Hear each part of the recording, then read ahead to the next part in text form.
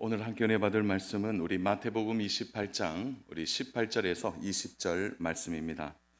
우리 마태복음 28장 18절에서 20절 말씀입니다.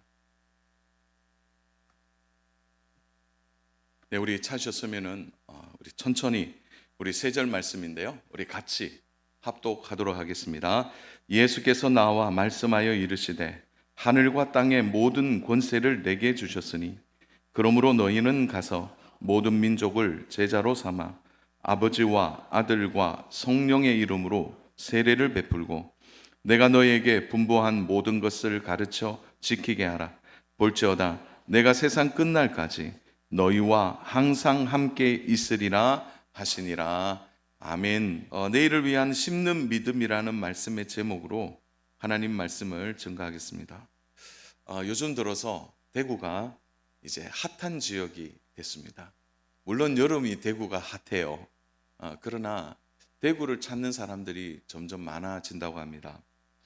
2023년 3월 6일에 그 대구시에서 발표한 외국인 관광객이 전년 대비해서 8만 명에서 376%가 증가했다고 합니다.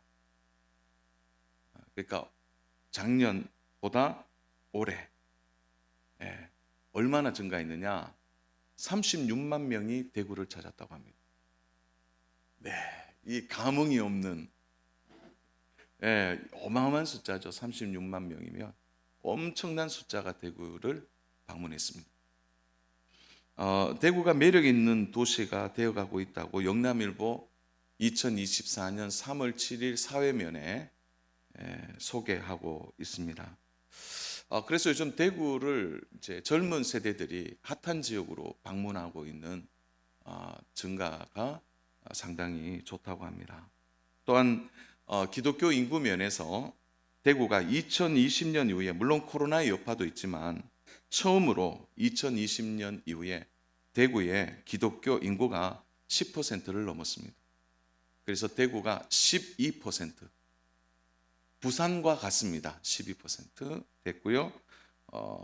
기독교 인구가 28만 8,540명 기독교 인구라고 합니다.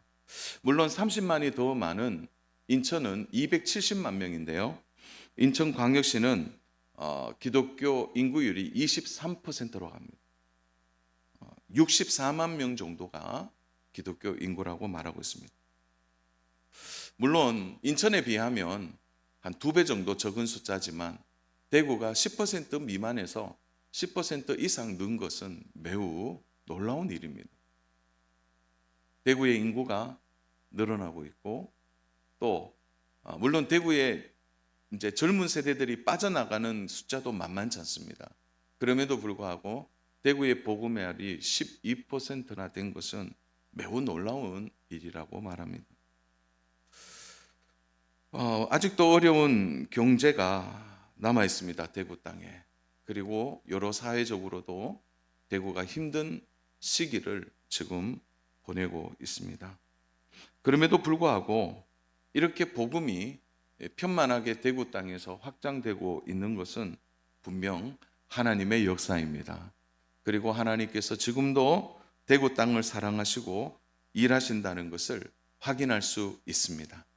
자, 그런 맥락에서 보면 사실 오늘 6월 달은 무엇인가 우리의 마음에 좀 뭐랄까요? 나라와 민족을 생각하는 달이기도 합니다.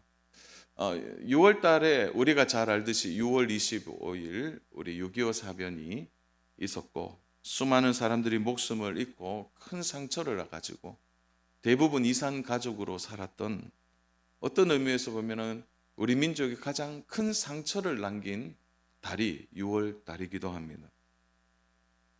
그러나 사랑하는 여러분 한번 돌아보십시오.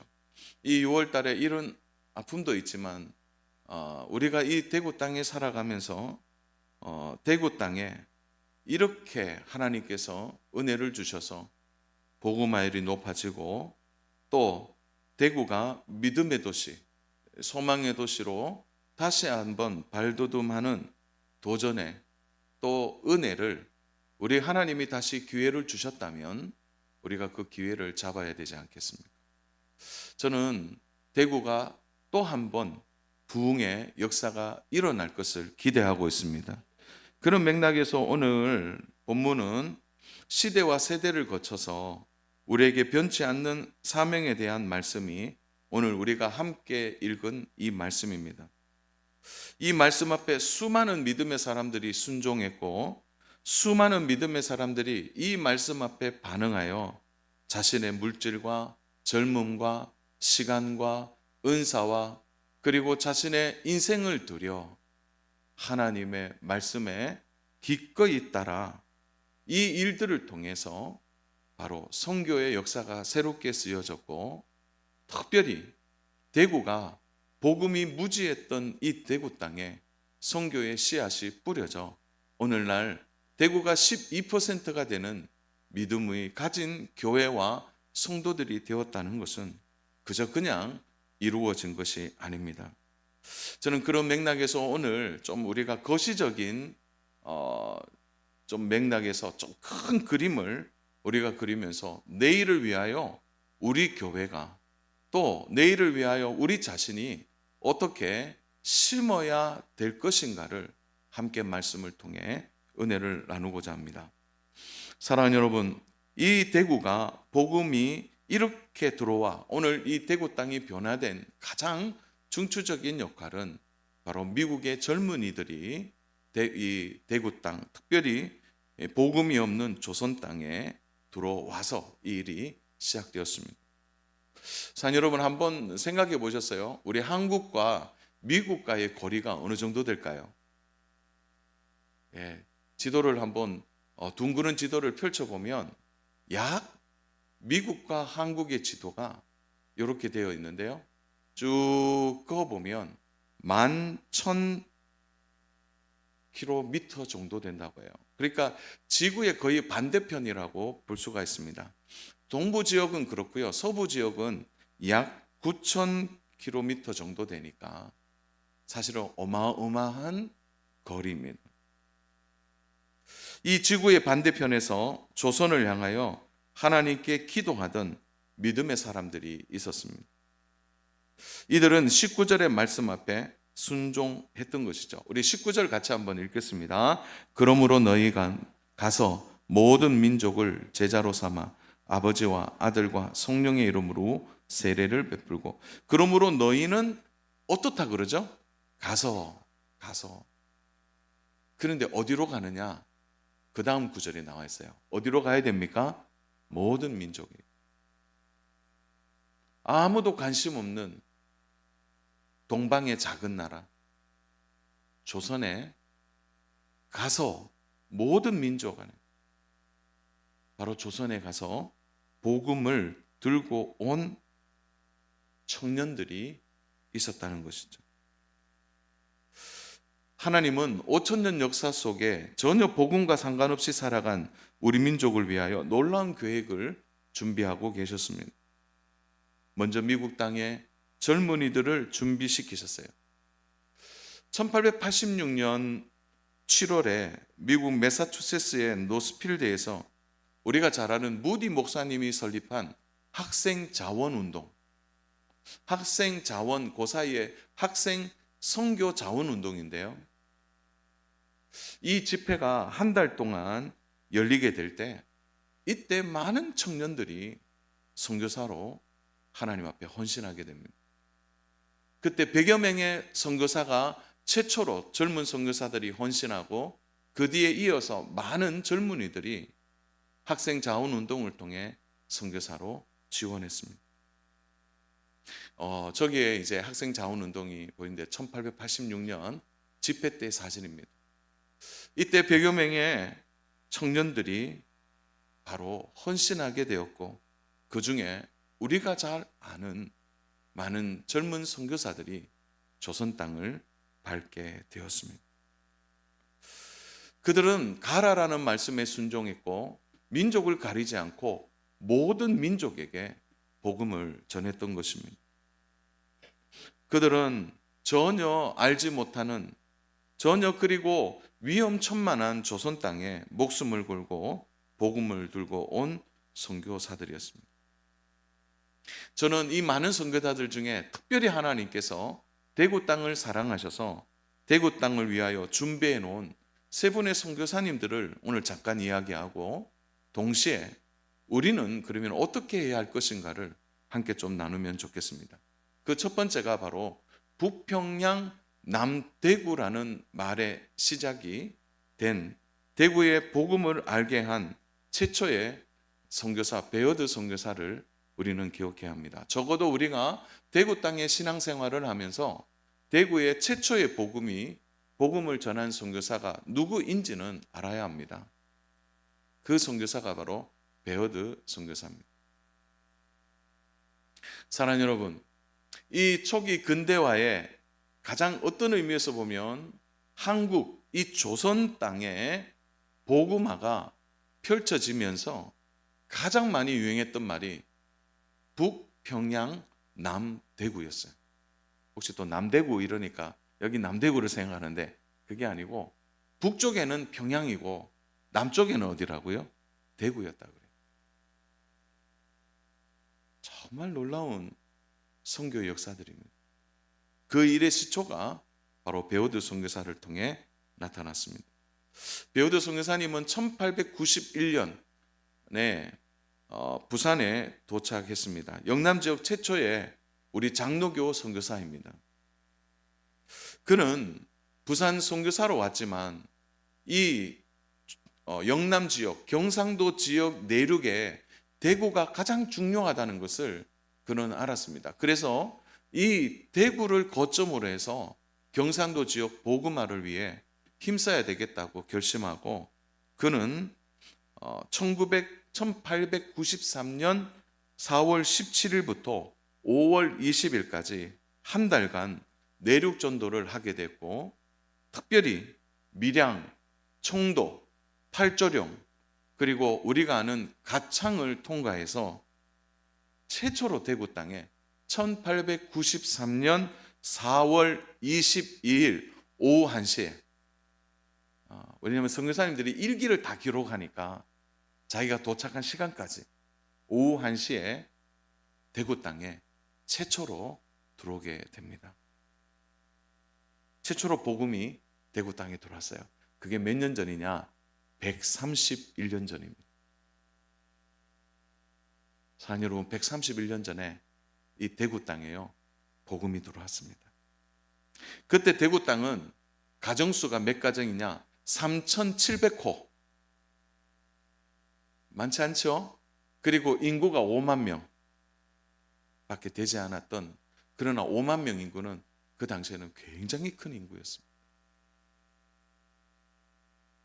베어드 선교사님은 한번 1893년 4월 22일에 대구 땅을 밟고 그는 다시 부산으로 돌아가게 되고, 그는 2년 뒤에 완전히 집을 정리해서 1895년, 그러니까 2년 뒤 1895년 12월에 대구로 완전히 올라오게 됩니다. 부산 선교사님이 대구 선교사님이 된 것이죠. 그리고 그는 남문안에 위치한 정완식이라는 사람의 소유한 집을 구입해서 첫 예배를 드리게 되는데요. 1892년 12월에 첫 예배를 드렸는데, 그 드려진 집이 어디냐면 약전 골목 안에 있습니다. 그리고 그 집 위에 우리가 잘 아는 최초의 대구 교회, 대구 제1교회가 세워졌습니다. 저 자리입니다. 혹시 지나가시다가 아마 보신 분들이 계실 텐데요. 저 자리에 최초의 예배가 드려졌고, 베어드 선교사님이 가정 예배로 시작을 하였습니다. 그러나 우리가 이 베어드 선교사님을 많이 기억하지 못하는 또 다른 이유가 하나 있었는데요. 그리고 대구 땅에 와서 6주 만에 서울의 부름을 받게 됩니다. 장로교 총회에서 교육 담당으로 그를 불러내게 됩니다. 우리 사랑하는 서울에 많은 기독교 학교들 참 많이 있어요. 그 중에 숭실 대학교도 아는데 그가 설립한 대학입니다. 그러니까 베어드 선교사님이 교육 담당으로 6주 만에 자리를 옮기게 되었습니다. 그러나 그 6주 동안 대구에 아무도 없는 이 땅에, 대구 땅에 복음을 들고 들어와서 아름답게 그 열매들을 위하여 심은 것입니다. 저는 오늘 베어드 선교사님에 대한 얘기를 하면서 오늘 우리가 좀 전에 불렀던 찬송가가 기억이 날 텐데요. 찬송가 387장. 그럼 그 찬송가는 베어드 선교사님의 부인이었던 애니 베어드 선교사님이 작시한 찬송시입니다. 애니 베어드 선교사님은 여름 성경학교 때 그가 말씀의 은혜를 받고 선교사로 지원하게 되고 베어드 선교사를 만나 조선 땅에 들어왔습니다. 그리고 아까 얘기했듯이 1893년에 우리가 알듯이 한 달 동안 내륙 전도를 위해 떠났던 그 시기에 애니 베어드는 가정에 있다가 우리가 참 슬픈 이야기인데요. 그 전도 여행 가운데 남편이 떠난 그 기간 안에 첫 딸 로즈가 뇌척 수막염으로 세상을 떠나게 됩니다. 그때 어머니에게 쓴 편지가 지금도 선교 편지로 남아 있는데요. 이렇게 되어 있습니다. 5월 13일 주일 1893년 5월 13일 주일 아이가 보통 잠자리에 들던 그 시간에 저희 곁을 떠났습니다. 어머니가 짜주신 조그마한 흰 옷을 입히고 새 신발을 신겼습니다. 무덤을 넘어서는 천국 소망을 갖지 못했다면 어떻게 이런 어려운 순간들을 살아갈 수 있을까요? 주신 이도 하나님이시요 데려가신 이도 하나님이며 이제 아기의 영혼은 영원하게 돼 주와 함께 있으니 감사합니다. 편지는 이렇게 썼지만 애니 베어드 선교사님 마음이 너무 아팠다고 합니다. 그때 쓴 찬송시가 멀리 멀리 갔더니 처량하고 고나요. 11,000km나 넘는 이 조선 땅에 멀리 멀리 왔더니 처량하고 고나요. 슬프고도 외로워 정처 없이. 그때 그 찬송시를 어린 자녀를 천국에 보내고 난 시가 멀리 멀리 갔더니라는 시입니다. 그가 뿌려놓은 놀라운 복음의 열매가 오늘 이 조선 땅, 이 한국 땅에 지금 오늘 우리들을 통해 나타나고 있는 것이죠. 사랑하는 여러분, 저는 오늘 베어드 선교사님의 잠깐 이야기를 했지만 사실 누구나 처음은 힘든 것입니다. 여러분의 가정도 마찬가지 아닙니까? 처음 복음을 한 가정은 여러 고난이 있고 어려움이 있습니다. 오늘 우리가 복음의 수혜자로 살아갈 때는 반드시 누군가는 가라는 말씀에 순종했고 누군가는 그 말씀 앞에 순종함으로 치러야 될 여러 가지 희생의 대가들을 통해 오늘 우리가 이렇게 복음을 알고 은혜를 알고 하나님을 알고 이렇게 믿음의 생활을 하고 있는 것입니다. 사랑하는 여러분, 오늘 우리 가정의 첫 베어드는 누구입니까? 누가 우리 가정에 첫 복음을 들고 들어온 것입니까?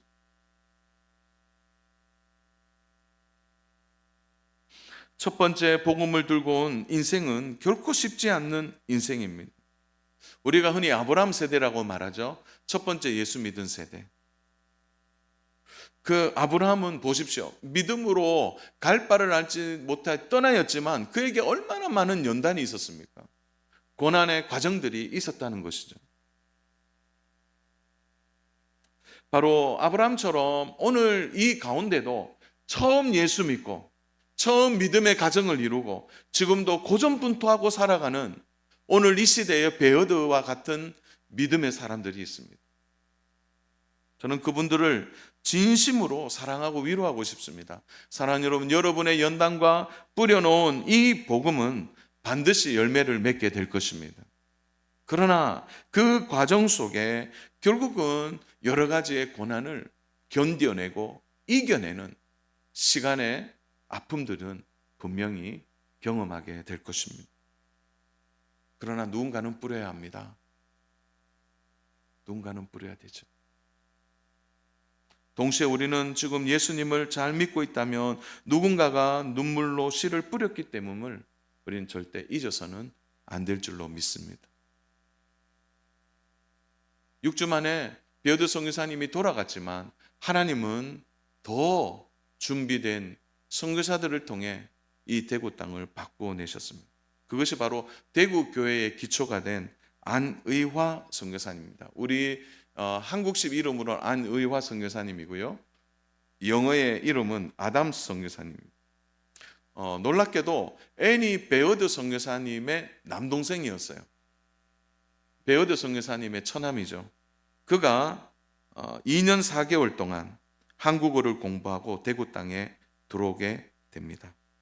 그가 대구 땅에 들어오게 되고 우리가 잘 알듯이 대구의 최초의 교회인 대구 제일교회를 세우게 되고 개성중학교를 설립하고 신명 여자고등학교, 신명학교와 성경학교를 설립하게 되었습니다. 그리고 그는 함께 동력하는 존슨 선교사님, 조금 이따가 살펴볼 텐데요. 그 선교사님과 함께 대구 약방을 개원하게 되는데요. 그 대구 약방이 우리가 잘 아는 제중원이고 그 제중원이 바로 동산병원의 전신이 되어집니다. 그러므로 동산병원이 최초로 세워지게 된 것이죠. 그는 교육에 힘썼고 교회를 세우는 일에 헌신하였습니다. 자, 여러분, 이 안희화 선교사님이 세운 교회가요, 몇 교회가 되냐면 대구에 66교회가 됩니다.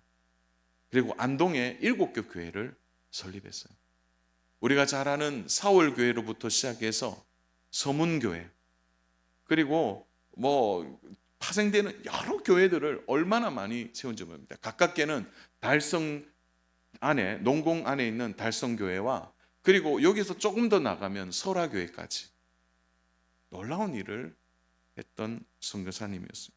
그는 대구 선교의 아버지로서 대구에 많은 교회들을 개척하고 평양과 서울과 대구로 있는 바로 복음의 너무나 중요한 선교의 3대 거점을 세워나가는 귀한 일에 헌신한 선교사입니다. 놀라운 사실은요, 베어드 선교사님이나 아담 선교사, 그들은 20대 중반에 자신을 들여 아무도 알지 못하는 이 땅에 와 복음을 신고 믿음을 신고 주의 일을 감당한 것입니다. 오늘 그것과 함께 우리가 꼭 기억해야 될 복음을 신는 세 번째 사람은 대구 근대화의 아버지가 된 존슨 선교사님입니다. 존 선교사님은 1897년에 북장로교회 선교부에서 대구로 파송한 첫 번째 의료 선교사였습니다. 1897년 12월 25일, 1893년에 최초로 대구 땅에 복음이 들어왔다 그랬잖아요. 그리고 바로 4년 뒤에 바로 대구에 존슨 선교사님이 부임하게 됩니다.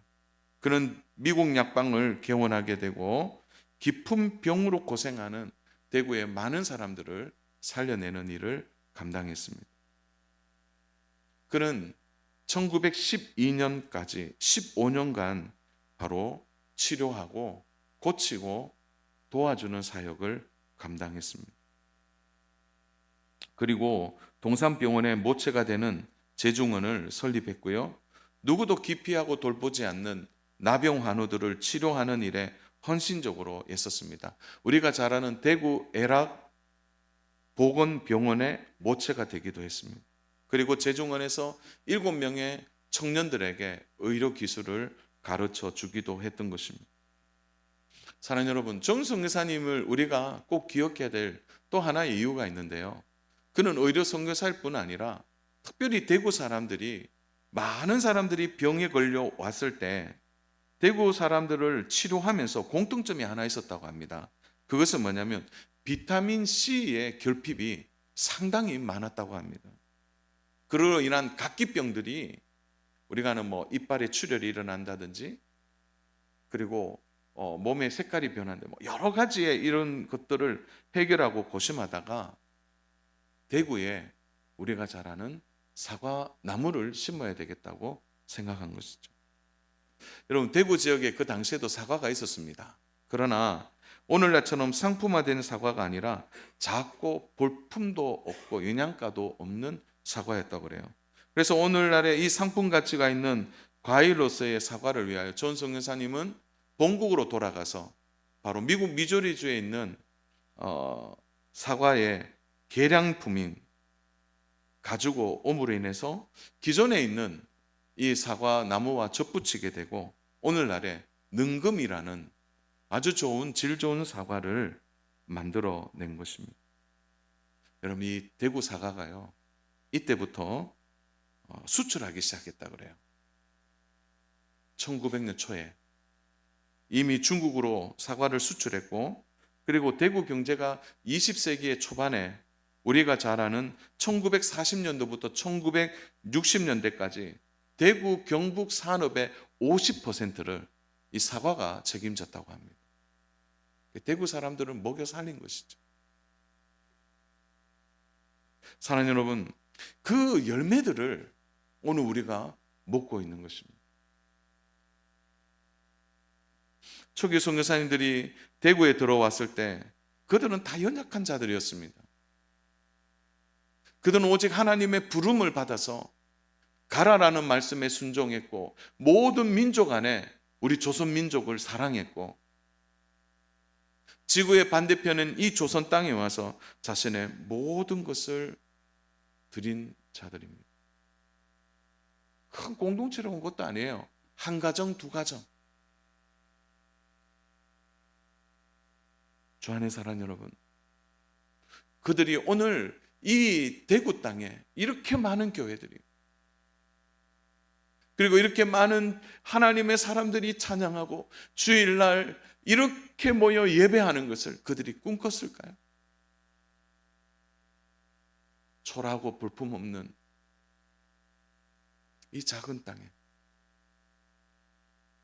5만 명 채 살지 않는 이 조그마한 대구 땅을 그들이 손을 들고 기도하면서 이 놀라운 일들을 꿈꿨을까요? 주 안에 사랑하는 여러분, 복음이 하는 일을 보십시오. 주께서 그 한두 사람을 통하여 말씀에 순종할 때 어떻게 이 일을 이루셨는지를 우리는 보아야 합니다.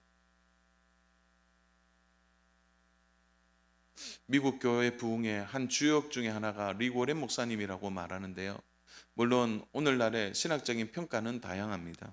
그러나 그 리고렌 목사님이 오늘 교회는 7가지의 교회의 모습이 있다고 그는 말했습니다. 전통에 따라 움직이는 교회. 그래서 어떤 교회는 전통이 중요한 교회. 두 번째, 어떤 교회는 인물에 의해 움직이는 교회가 있다는 거예요. 특정한 인물에 의해서 움직이는 교회. 세 번째 교회는 건물에 의해 움직이는 교회가 있다. 네 번째로는 프로그램에 따라 움직이는 교회가 있다는 거죠. 다섯 번째는 행사에 따라 움직이는 교회. 여섯 번째는 구도자에 의해 움직이는 교회. 구도자라고 말하면 믿지 않는 자들이죠.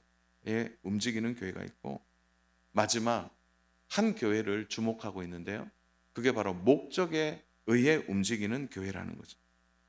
오늘날 성경적인 교회는 뭐냐? 그것은 예수님께서 우리에게 명령하신 대사명의 목적을 따라 움직이는 교회가 되어야 된다는 거예요.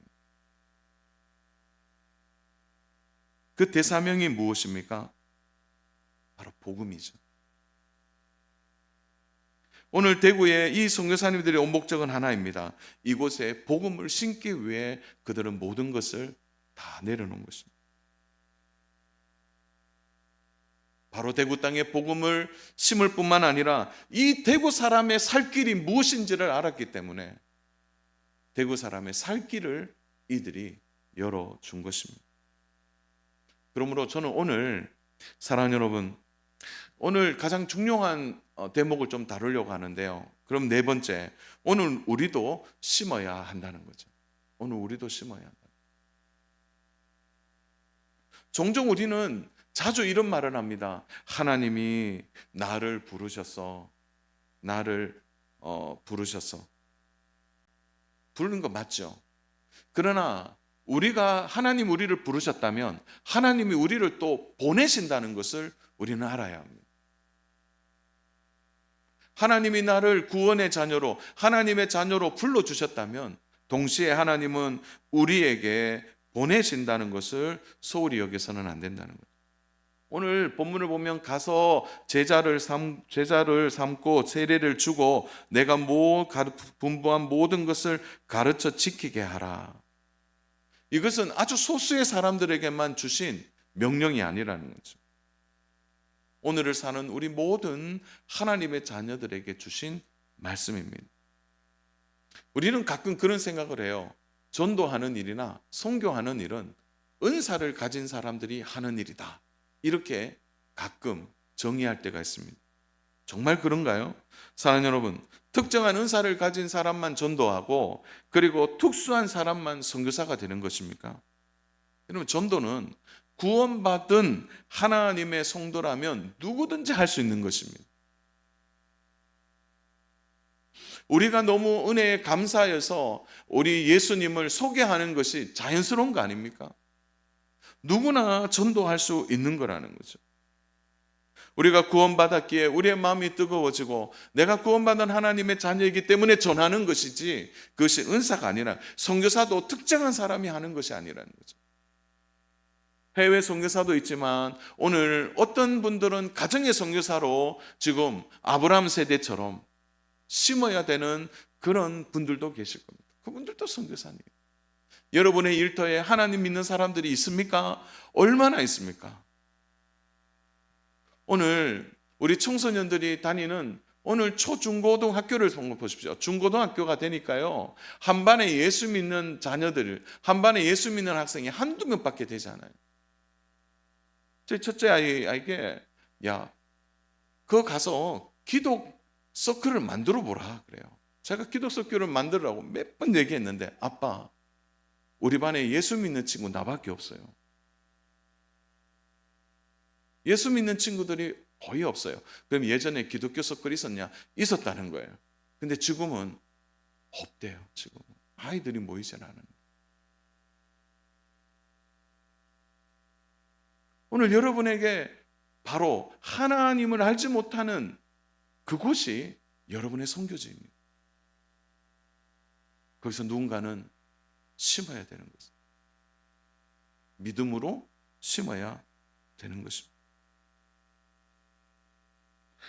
사랑 여러분, 하나님이 우리 민족을 너무 사랑하셨어요. 너무 사랑하십니다. 우리 민족이요, 전 세계에 700만 명이 흩어져 있다고 합니다. 또 놀라운 사실은 우리 민족은 가면, 중국 사람들은 가면 가게부터 만든다 그러잖아요. 가게부터 세우는데 우리 민족은 가면 교회부터 세운대요.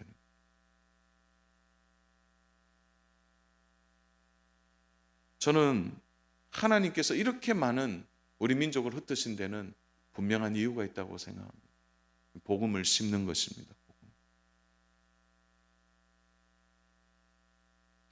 사랑하는 여러분, 이 세상의 역사가 영웅에 의해서 사람들의 손에 움직여지는 것 같지만 그렇지 않습니다. 오늘 이 세계의 역사는 마태복음 28장 18절에서 20절 말씀에 순종하는, 가서 제자를 삼고 복음을 전하는 바로 하나님께 순종한 이들을 통하여 세계의 역사가 쓰여지고 있다는 사실을 믿으시기를 바랍니다. 지금도 그 일이 이루어지고 있는 것입니다. 한국은 지금 세계 선교 2위라고 말하는데 최근에 한국이 세계 선교 2위가 아니라 1위라고 말합니다. 왜냐하면 미국의 침례교가 이제 선교사님들을 철수시키기 시작했습니다. 왜요? 미국 침례교회가 동성애를 받아들였기 때문에 미국 침례교가 급격히 쇠퇴하고 있다는 거예요. 선교비를 더 이상 보낼 수 없어서 선교사들을 미국으로 다시 소환하고 있는 거예요. 한국 교회가 책임이 큽니다. 저는 특별한 은혜의 섭리가 이 한국 교회에 있다고 생각합니다. 주 안에 사랑하는 여러분, 예루살렘 교회가 땅끝까지 이르는 내 증인이 되자는 이 지상의 명령을 수행하지 않고 그들이 함께 모여 즐겁고 기쁠 때 하나님은 그들을 흩으셨습니다. 사랑하는 여러분, 오늘 우리 교회가 해야 될 또 하나의 사명이 있다면 그것은 우리 교회가 바로 복음을 전하고 선교하는 일에 다시 힘을 내야 할 것입니다. 코로나 기간 이후에 정신이 없었어요. 모두가 이 교회를 정비하는 일에 정말 어떻게 해야 되나. 이제는 교회가 어느 정도 이제는 정돈이 되었다면 다시 전도하는 일, 선교하는 일에 교회의 생명력이 달려있는 줄로 믿습니다. 사랑하는 여러분, 교회가요 전도하고 선교하는 일에 헌신하면 하나님이 교회를 책임져 줄 줄로 믿습니다. 교회가 다시 일어날 줄로 믿습니다. 사랑하는 여러분, 우리의 예배의 목적, 섬김의 목적, 헌신의 목적이 뭡니까? 결국 내일을 위하여 함께 심고 믿음으로 이 일들을 준비하기 위하여 우리가 예배를 드리고 섬기고 봉사하는 것입니다. 전도에서 미자리 교회를 방문하는 일, 기도하는 일, 계속해서 관심을 가지는 일은 또 다른 하나님이 주신 선교의 사명일 것입니다. 우리 교회가 섬기는 선교사님들을 위해 계속해서 기도해 주시기를 바랍니다. 기회가 되면 선교사님들의 사역지를 우리는 가셔야 합니다. 그리고 그 선교지를 우리는 바로 방문하여 함께 은혜를 나누는 일을 함께 해야 할 것입니다. 그것이 바로 주님 우리에게 부탁하신 마지막 사명을 감당하는 것입니다. 사랑하는 여러분, 내일을 위하여 심는 교회는 반드시 복을 받게 되어 있습니다. 주의 복음을 전할 때 하나님은 반드시 책임져 주실 것입니다. 마태복음 6장 33절의 말씀대로 그런즉 너희는 먼저 그의 나라와 그의 의를 구하라. 그리하면 이 모든 것을 너희에게 더하시리라. 이 약속의 말씀을 믿어야 할 것입니다. 주 안에 사랑하는 여러분, 내가 전도하고 선교하는 일을 하기 전에 내 삶이 너무 복잡하고 힘듭니까? 그렇다면 해결하는 방법이 있습니다. 그것은 여러분의 인생의 본질이 무엇인지를 다시 생각해 보십시오. 여러분이 예수 믿고 오늘 이렇게 부르심을 받아서 하나님 안에서 누리고 경험하고 살아가는 오늘 이 신앙의 은혜 안에 있다면 여러분의 삶이 비록 복잡하고 힘들다 하더라도 여러분의 인생의 가장 중요한 본질이 복음 전하는 일과 믿음으로 내일을 심는 일을 감당하고 그 앞에 나아간다면 하나님이 우리 인생에 초점을 흐리지 않게 하시고 우리를 도와주실 줄로 믿습니다. 사랑하는 여러분, 이 한 해 동안 살아가면서 이제 6월이 확 지났습니다. 이제 내 신앙 준비하고 내 믿음 준비했다면 이제는 손을 들고 눈을 들어서 바로 우리에게 전해야 될 복음이 또 우리가 전해야 될 선교지가 어딘지를 돌아보시고 함께 교회의 본질을 회복하는 일에 힘쓰고 애쓰고 또한 하나님께서 우리 교회를 통하여 일하시고자 하시는 일들에 함께 동참함으로 주의 뜻이 우리를 통해 이루어지는 놀라운 은혜가 저와 우리 귀한 성도님들의 삶에 있기를 주님의 이름으로 축복합니다.